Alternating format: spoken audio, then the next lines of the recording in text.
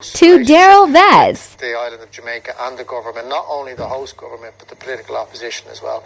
Everybody's very keen and supportive to see this well drilled, purely because of the economics, the potential upside and value. The size of the prize is huge for what is a reasonably low and minimum investment. And in fact, as a demonstration of the support of the government, they've kindly hosted us this evening for this evening's shareholder event, which we're very excited about. The energy demand for the world is going to be fulfilled all the way out to 2050 by at least between 40 and 50% coming from fossil fuels. We're in an energy transition. Transitions take decades, and there's a growing realization that reserves have to be replaced in order to meet that energy demand. The potential is huge. It's a potentially life-changing license for the island of Jamaica. The size and scale and value is truly mind-blowing. This project could be potentially 7 billion barrels of recoverable oil.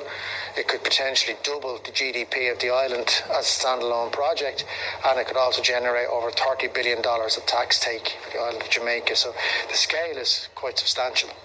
The Jamaican opportunity is really a unique one. It's a massive acreage holding, over 22,000 square kilometres, which is the equivalent of 3.5 million football pitches, and really the opportunity to be first mover in a country that is energy hungry, that would like to replace its imports with indigenous supply.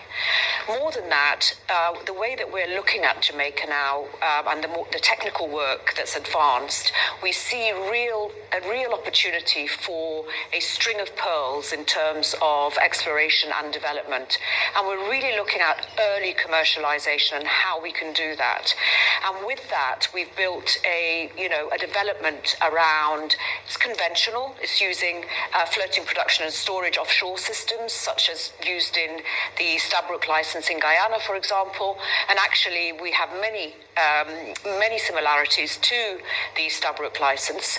So in the look at how we would go about commercializing these opportunities, we've really started to attract and engage with a number of partners, and we're really taking those conversations forward. And of course, our joint purpose with the Jamaican government is to get to a point of commercializing and getting to production as early as possible.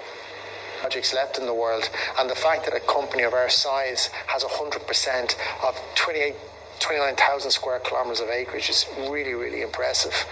And it's in our hands now to move it forward, and as I've touched upon, the size of the prize is so big for what is really a minimal investment up front. So I think we're really excited now moving forward into the remainder of this year, our existing work programme, and hopefully drilling an exploration well in 2025 or 2026. This year we've appointed a new country manager, Harona Thompson, and she'll lead operations on the ground and help us with all the permitting that's required for this year's work programme in advance of hopefully drilling an exploration well in 2025. We've also invested quite substantially in a number of training and educational programmes. To date, since we've come into the licence and taken over operatorship, we've invested over $500,000 in training and educational programmes. So the relationship is very strong. I think